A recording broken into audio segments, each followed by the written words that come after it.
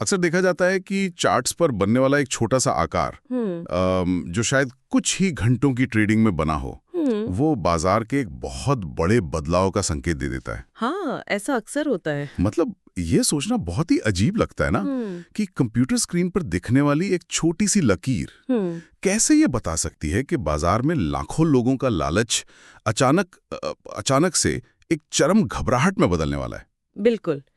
शुरुआत में ये किसी जादू जैसा लग सकता है, लेकिन ये कोई जादू नहीं है।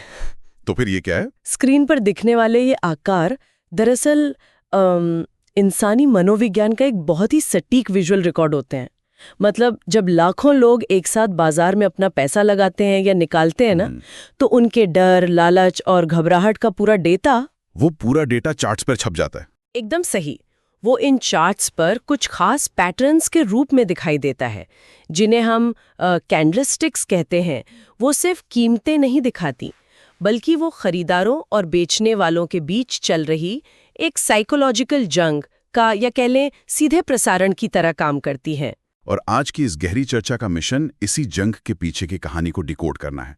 हमारा मुख्य स्रोत है ज़ेरोधा वर्सिटी का चैप्टर 7, जो सिंगल कैंडलस्टिक पैटर्न्स पर केंद्रित है। जी, ये शुरुआती लोगों के लिए बहुत ही बेहतरीन चैप्टर है। बिल्कुल। तो हमारा उद्देश्य इन पैटर्न्स के पीछे के विज्ञान और मैकेनिज्म को समझना है। भले ही ये विषय थोड़ा तकनीकी लगे, लेकिन हम इसे इस तरह से समझेंगे कि इसके पीछे का लॉजिक बिल्कुल साफ हो जाए। हाँ, रटने की कोई जरूरत नहीं पड़ेगी। सही कहा।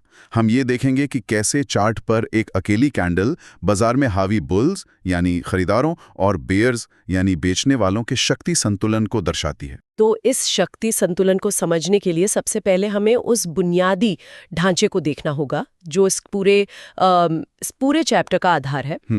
ज़ेरोधा वर्सिटी में से पेपर अम्ब्रेला का नाम दिया गया है। पेपर अम्ब्रेला यानी कागज का छाता। अगर इस कैंडलस्टिक की बनावट को देखें तो ये बिल्कुल एक असली छाते जैसी ही दिखती है ना? बिल्कुल। इसकी जो रियल बॉडी होती है वो बहुत छोटी होती है। रियल बॉडी से मतलब है वो हिस्सा जो बाजार के खुलने और बंद होने की कीमत के उनके बीच बनता है। हाँ, ओपन और क्लोज प्राइस के बीच का हिस्सा।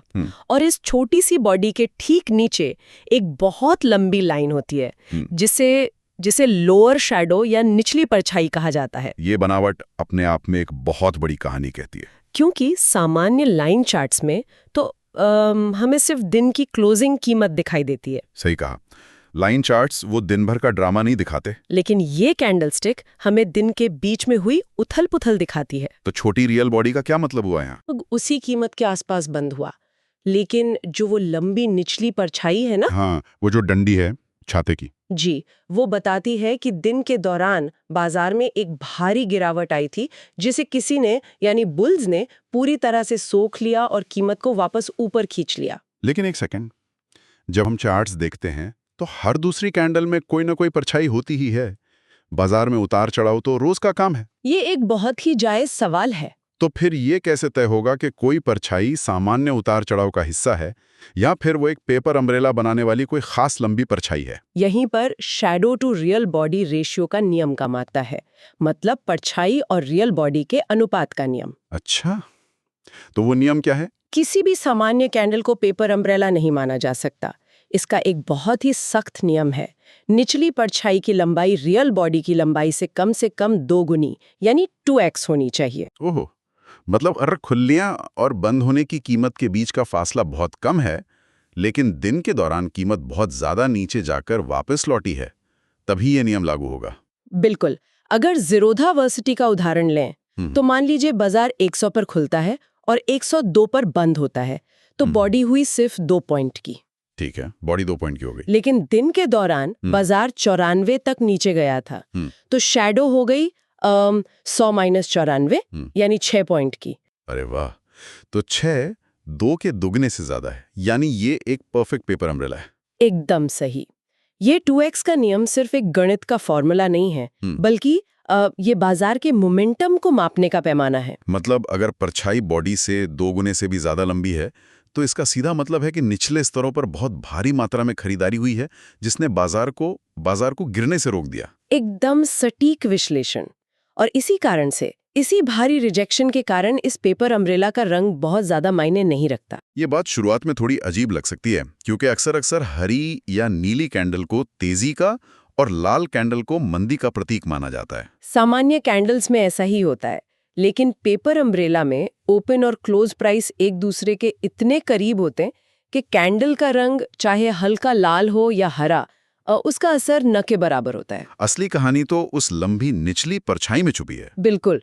रंग से ज्यादा जो चीज सबसे ज्यादा अहमियत रखती है वो है चार्ट पर इस पेपर अम्ब्रेला की उसकी लोकेशन या जगह। और यही लोकेशन तय करती है कि बाजार का अगला कदम क्या होगा। हाँ। मान लीजिए कि बाजार कई दिनों से या हफ्तों से लगातार गिर रहा है, एक स्पष्ट डाउन ट्रेंड चल रहा है, चारों तरफ पैनिक सेलिंग हो रही है, और इस लंबी गिरावट के बिल्कुल निचले स्तर पर हमें ये पेपर अम्ब्रेला दिखाई देता है। तो इस विशिष्ट लोकेशन पर इसे हैमर या हथौड़ा कहा जाता है। हैमर नाम से ही थोड़ा भारी लग रहा है। हैमर बाजार के मनोविज्ञान में एक टर्निंग पॉइंट होता है। इसे इस तरह से समझना चाहिए कि जब बाजार हफ्तों से गिर रहा होता है तो बेचने वाले यानी बियर्स पूरी तरह हावी होते हैं। हाँ, उनका पूरा कंट्रोल होता है। और हैमर वाले दिन भी सुबह बाजार खुलते ही बियर्स ने कीमत को जबरदस्त तरीके से नीचे धकेला।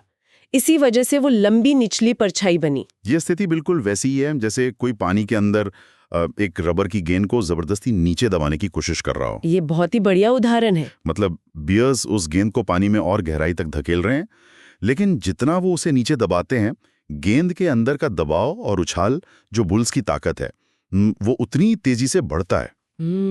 और फिर अचानक वो गेंद पूरी ताकत के साथ सतह पर वापस लौट आती है। और ये वापस सतह पर लौटना ही बुल्स की वापसी का संकेत है। बियर्स ने दिन के दौरान अपना पूरा जोर लगा लिया, लेकिन वो कामयाब नहीं हुए। बिल्कुल। वो कीमत को नीचे रोककर नहीं रख पाए। बुल्स ने उस पूरी सेलिंग प्रेशर को सोख लिया और कीमत को वापस उसी स्तर पर ले जाकर बंद कर दिया जहां से बाजार खुला था। ये एक गिरते हुए बाजार में तेजी की वापसी का यानी बुलिश रिवर्सल का बहुत ही शक्तिशाली संकेत है। अब सवाल ये आता है कि साइकोलॉजिकल संकेत का फायदा उठाकर ट्रेड कैसे किया जाए। स्रोत के अनुसार यहाँ ट्रेडर्स के दो अलग अलग वर्ग होते हैं। एक जो रिस्क लेना पसंद करते हैं और दूसरे जो सुरक्षा को प्राथमिकता देते हैं। जी, जो रिस्क टेकर्स हैं वो बाजार बंद होने का इंतजार नहीं करते। मतलब वो उसी दिन ट्रेड ले लेते हैं। हाँ, भारतीय बाजार का उदाहरण ले तो दोपहर 3:20 तक दिन की कैंडल का आकार लगभग तय हो जाता है। अगर उस वक्त ये स्पष्ट हो जाए कि एक परफेक्ट हैमर बन रहा है जिसमें वो 2x का नियम पूरी तरह लागू हो रहा हो, सही, तो रिस्क लेने वाले ट्रेडर्स उसी दिन बाजार बंद होने से ठीक पहले खरीदारी कर लेते हैं।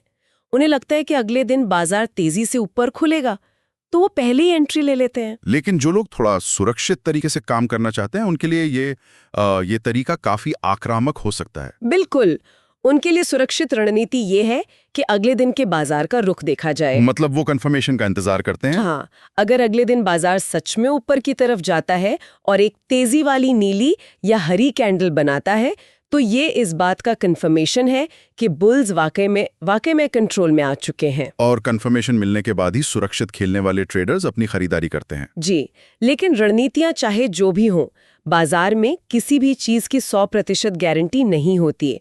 हैमर बनने के बावजूद बाजार वापस गिर सकता है, इसीलिए स्टॉप लॉस का इस्तेमाल तो अनिवार्य है। और इस स्थिति में स्टॉप लॉस का लॉजिक बहुत सीधा है।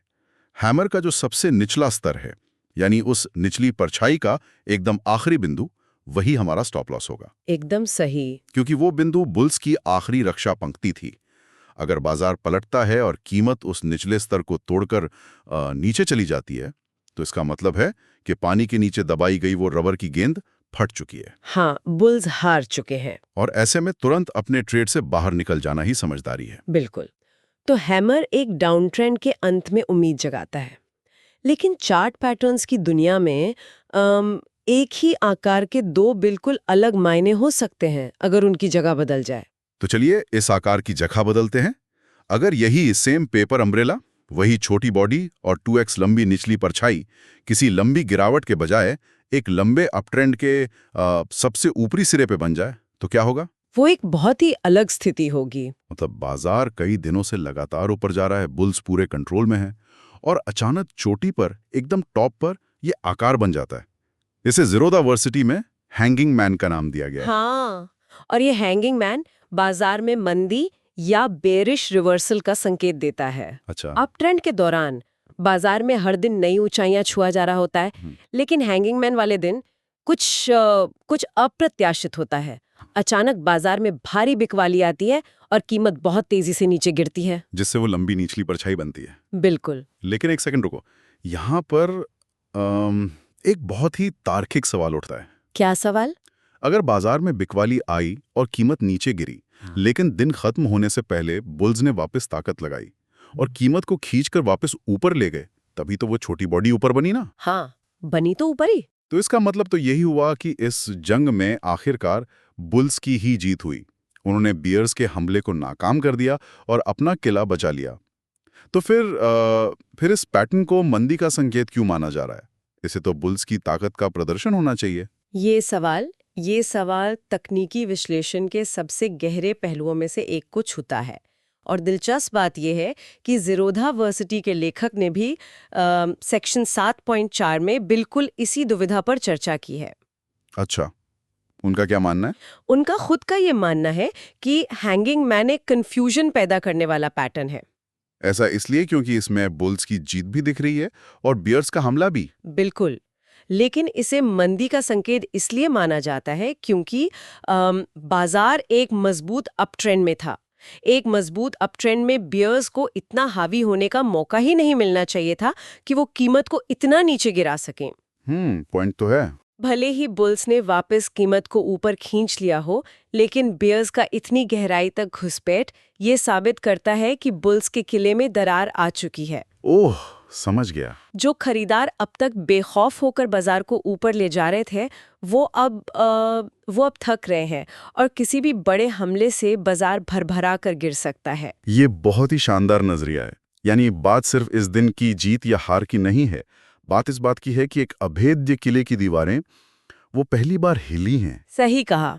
और यही कारण है कि स्रोत के लेखक स्पष्ट रूप से कहते हैं कि उनके अनुभव में वो हैंगिंग मैन की तुलना में हैमर पर ज्यादा भरोसा करते हैं। क्योंकि हैमर एक स्पष्ट मनोवैज्ञानिक बदलाव दिखाता है, जबकि हैंगिंग मैन में एक अंतर्निहित विरोधाभास है, बिल्कुल, कंफ्यूजन है। हाँ, ये हमें ये भी सिखाता है कि चार्ट्स को सिर्फ रट कर ट्रेड नहीं किया जा सकता।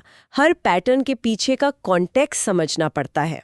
तो अगर कोई हैंगिंग मैन पर ट्रेड करना चाहे तो? अगर कोई ट्रेडर हैंगिंग मैन को देखकर मंदी का ट्रेड यानी शॉर्ट सेलिंग करना चाहता है, तो उसे अगले दिन के कंफर्मेशन का इंतजार जरूर करना चाहिए और एक बहुत ही सख्त स्टॉप लॉस का पालन करना चाहिए। लेकिन अगर हैंगिंग मैन में ये विरोधाभास है और ये मंदी का कोई एकदम पक्का सबूत नहीं है, तो क्या अपट्रेंड के टॉप पर मंदी पहचानने का कोई ऐसा पैटर्न है जिसमें कोई कंफ्यूजन ना हो, कोई ऐसा आकार जो स्पष्ट रूप से बता दे कि अब बुल्स का समय खत्म हो चुका है? हाँ, बिल्कुल है। इसके लिए हमें पेपर अम्ब्रेला को पूरी तरह से उल्टाना होगा। जी। जब हम इस आकार को उल्टा कर देते हैं तो हमें मिलता है द शूटिंग स्टार, और ये मंदी के सबसे शक्तिशाली और स्पष्ट संकेतों में से एक है। शूटिंग स्टार, इसकी बनावट तो ऐसी होगी ना कि रियल बॉडी सबसे नीचे होगी और उसके ऊपर एक बहुत लंबी ऊपरी परछाई होगी। बिल्कुल सही। और निचली परछाई या तो होती ही नहीं है या फिर ना के बराबर होती है। और जाहिर है यहाँ भी ऊपरी परछाई की लंबाई रियल बॉडी से कम 2 गुनी यानी 2x होनी चाहिए। हाँ, 2x का नियम यहाँ भी लागू होता है। इस पैटर्न की साइकोलॉजी हैंगिंग मैन की तुलना में बहुत ज्यादा क्रूर और स्पष्ट है। वो कैसे? शूटिंग स्टार वाले दिन बाजार हमेशा की तरह तेजी के साथ खुलता है। बुल्स पूरे जोश में होते हैं और वो कीमत को एक नई ऊंचाई तक ले जाते हैं, लेकिन वहां ऊपर कुछ ऐसा होता है जो बाजार की दिशा पलट देता है। इसे इमेजिन किया जाए तो ऐसा लगता है जैसे बुल्स बहुत तेजी से ऊपर की तरफ उड़ान भर रहे थे। उन्हें लग रहा था कि आसमान खुला है, लेकिन अचानक एक खास ऊंचाई पर उनका सिर एक बहुत मजबूत कंक्रीट की छत से टकरा जाता है। कंक्रीट की छत, ये बहुत ही सटीक एनालॉजी है। यह छत उन संस्थागत निवेशकों यानी इंस्टीट्यूशनल इन्वेस्टर्स की हो सकती है जो इस ऊंचाई पर अपना मुनाफा बुक करना चाहते हैं, या फिर जो भारी मात्रा में बाजार को शॉर्ट कर रहे हैं। बिल्कुल, उस कंक्रीट की छत से टकराते ही बुल्स की सारी गति टूट जाती है और बेयर्स उन्हें इतनी जोर से नीचे धकेलते हैं कि दिन खत्म होने तक कीमत अपने सबसे निचले स्तर के पास आ गिरती है। और यही वो चीज़ है जो इसे हैंगिंग मैन से अलग करती है। हैंगिंग मैन में बुल्स ने बाजार बंद होने तक वापसी कर ली थी, लेकिन शूटिंग स्टार में बुल्स की पूरी तरह से हार होती है। हाँ, यहाँ कोई विरोधाभास नहीं है। बेयर्स कीमत को दिन के सबसे ऊंचे स्तर से खींचकर एकदम नीचे ले आते हैं।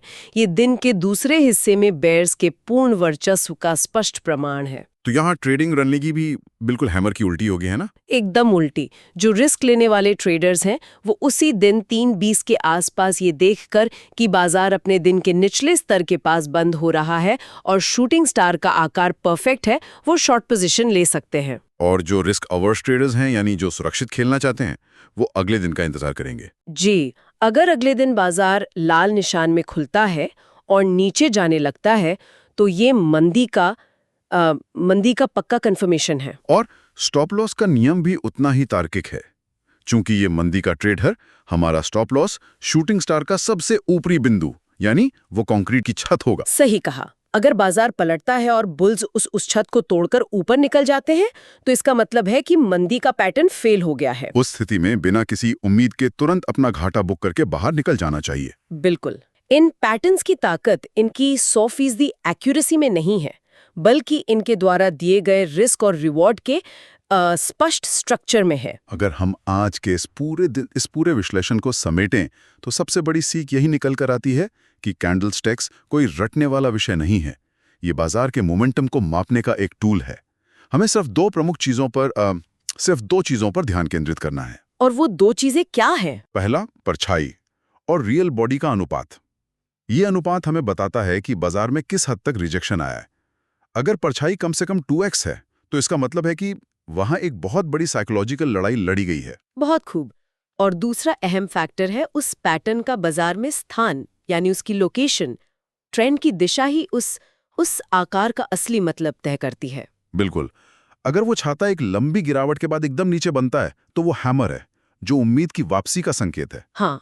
अगर वो छाता एक लंबे उछाल के बाद एकदम ऊपर बनता है तो वो हैंगिंग मैन है, जो किले में आई दरार को दिखाता है। सही। लेकिन अगर वो छाता ऊपर की तरफ उल्टा हो जाए, जिसकी लंबी परछाई ऊपर की तरफ हो, तो वो शूटिंग स्टार है, जो साफ तौर पर बियर्स के कब्जे और एक गहरी मंदी की शुरुआत का अलार्म है। इन सिंगल कैंडलस्टिक्स को समझने का मतलब है रोजाना बाजार में होने वाले उस संघर्ष को समझना जो असल में कीमतें तय करता है। इस चर्चा को खत्म करने से पहले एक बहुत ही दिलचस्प और चुनौतीपूर्ण विचार सामने आता है। अच्छा, वो क्या? आज हमने देखा कि कैसे चार्ट्स के ये पैटर्न्स इंसानी भावनाओं जैसे डर, लालच, घबराहट और उम्मीद, इनका कितना सटीक विजुअल ग्राफ पेश करते हैं। बुल्स और बियर्स की रोज की जंग का पूरा मैप हमें इन कैंडल्स की बॉडी और परछाई में मिल जाता है। एक पूरी साइकोलॉजिकल दुनिया इन रेखाओं के बीच काम करती है। हाँ, ये तो है। लेकिन जरा सोचिए, जब रात भर में कोई बहुत बड़ा मैक्रो इकोनॉमिक झटका आ जाए, अचानक किसी बड़े अंतर्राष्ट्रीय युद्ध की खबर आ जाए, या किसी देश का सेंट्रल बैंक अचानक ब्याज दरें बढ़ा दे, या फिर कोई नई महामारी दुनिया को घेर ले। बिल्कुल, तब क्या होता है? जब अगले दिन सुबह बाजार खुलता है तो क्या पिछले दिन के बने हुए ये सारे मनोवैज्ञानिक चार्ट पैटर्न्स और उनके सपोर्ट रेजिस्टेंस लेवल किसी काम आते हैं? ये एक बहुत बड़ा सवाल है। या फिर ग्लोबल न्यूज की आंधी बाजार के जज्बात को रातों रात कोई नया ही आकार दे देती है और चार्ट्स पर खींची गई सारी किताबी लाइनें धरी की धरी रह जाती हैं। तकनीकी पैटर्न्स के इस माइक्रो स्ट्रक्चर और बाहरी दुनिया से आने वाले उन मैक्रो शॉक्स के बीच हमेशा एक टकराव चलता रहता है। बिल्कुल। चार्ट्स हमें बताते हैं कि बाजार क्या सोच रहा है, लेकिन दुनिया की घटनाएं अचानक बदल सकती हैं कि बाजार को क्यों सोचना चाहिए। इस संतुलन और टकराव के बारे में विचार करना बाजार को गहराई से समझने की दिशा में एक बहुत बड़ा कदम है। आज की इस चर्चा को सुनने के लिए और बाजार की इस दिलचस्प साइकोलॉजी को डिकोड करने के सफर में शामिल होने के लिए बहुत बहुत शुक्रिया। बाजार के इन पैटर्न्स के पीछे छिपी कहानियों का विश्लेषण करते रहिए।